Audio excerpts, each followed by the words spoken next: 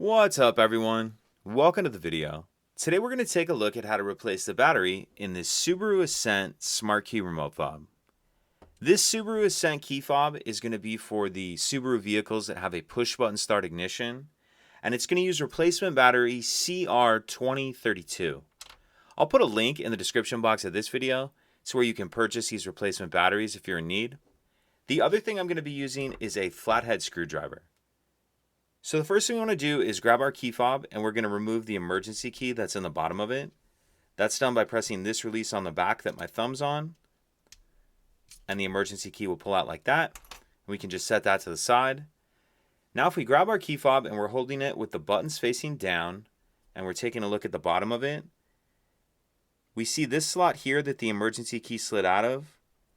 And then below that there's another slot right here that your screwdriver can fit in just like that.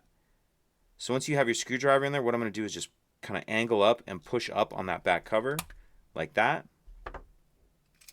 Then go ahead and pull your back cover off. And then the circuit board will just be sitting down kind of in this rubber piece. Go ahead and pull that out and just be careful with it.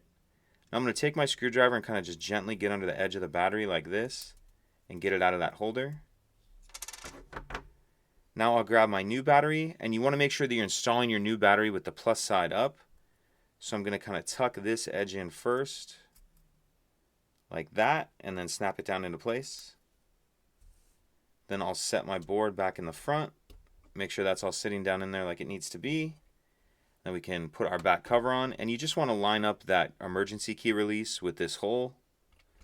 So line that up and then snap it down.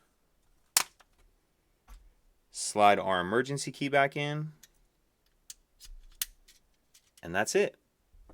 If you could take a second to like and subscribe, it helps us out, and I'd appreciate it. Thank you.